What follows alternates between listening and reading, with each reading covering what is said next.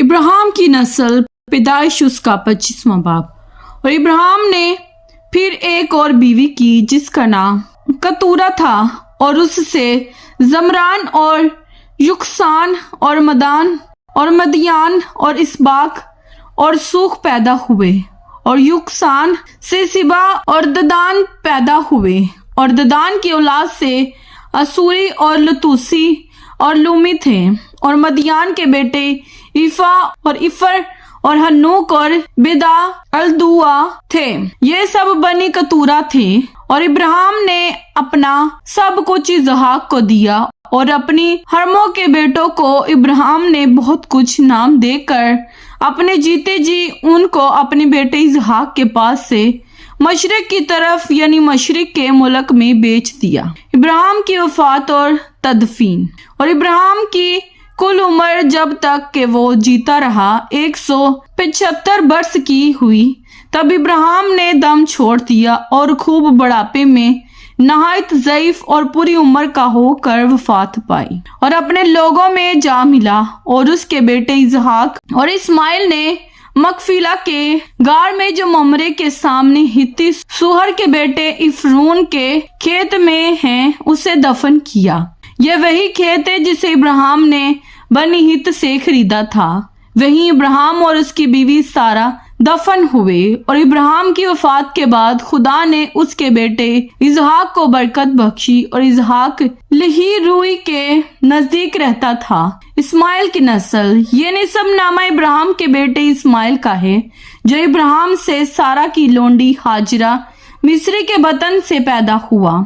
और इस्माइल के बेटों के नाम ये हैं। ये नाम तरतीब वार उनकी पैदाइश के मुताबिक हैं। इस्माइल का पिलोठा निबायूत था, फिर किदार और इदबाइल और मिबसाम और मिश्मा और दूमा और मिसा और हिदत और तीमा और यतूर और नफीस और किदमा।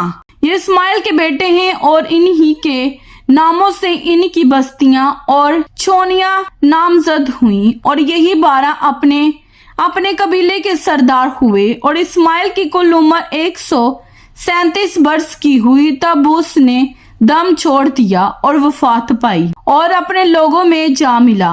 और उसकी औलाद हवीला से शोर तक, जो मिस्र के सामने उस रस्ते पर हैं जिससे असुर को जाते हैं, आबाद थी। ये लोग अपने सब भाइयों के सामने बसे हुए थे। यूसुफ और याकूब की पैदाइश। और इब्राहिम के बेटे इसहाक का निसबनामा यह है। इब्राहिम से इसहाक पैदा हुआ।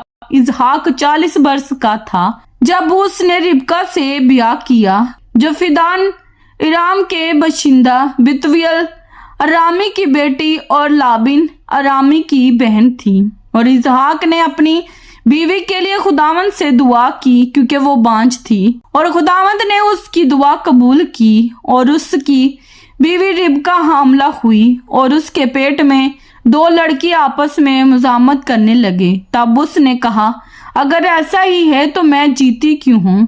और वो खुदावंद से पूछने गई। खुदावंद ने उससे कहा, 2 कौमें तेरे पेट में हैं, और 2 कबीले तेरे बतन से निकलते ही अलग अलग हो जाएंगे, और एक कबीला दूसरे कबीले से जोरावर होगा और बड़ा छोटे की खिदमत करेगा।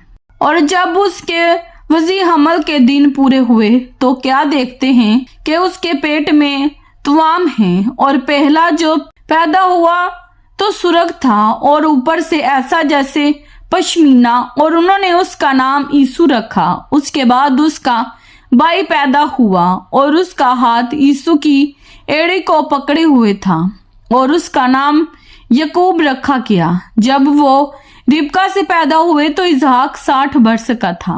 यीशु अपने पलौठे का हक बेचता है, और वो लड़के बड़े, और यीशु शिकार में माहिर हो गया और जंगल में रहने लगा। और याकूब सादा मिजाज डेरों में रहने वाला आदमी था। और इसहाक यीशु को प्यार करता, क्योंकि वो उसके शिकार का गोश्त खाता था, और रिबका याकूब को प्यार करती थी। और याकूब ने दाल पकाई, और यीशु जंगल से आया और बेदम हो रहा था। और यीशु ने याकूब से कहा कि ये जो लाल लाल हैं मुझे खिला दे, क्योंकि मैं बेदम हो रहा हूँ। इसीलिए उसका नाम अदुम भी हो गया। तब याकूब ने कहा, तू आज अपना पिलोठे का हक मेरे हाथ बेच दे। यीशु ने कहा, देख मैं तो मारा जाता हूँ, पिलोठे का हक मेरे किस काम आएगा। तब याकूब ने कहा कि आज ही मुझसे कसम खा। उसने उससे कसम खाई और उसने अपना पिलोठे का हक याकूब के हाथ बेच दिया। तब याकूब ने यीशु को रोटी और मसूर की दाल दी। वो खा पी कर उठा और चला गया। यूं यीशु ने अपने पिलोठे के हक को नाचीज जाना। कलाम पाक के पढ़े और सुने जाने पर खुदावंद की खास बरकत हो। खुदावंद का शुक्र हो। आमीन। खुदावंद आप सबको बरकत दे। आमीन।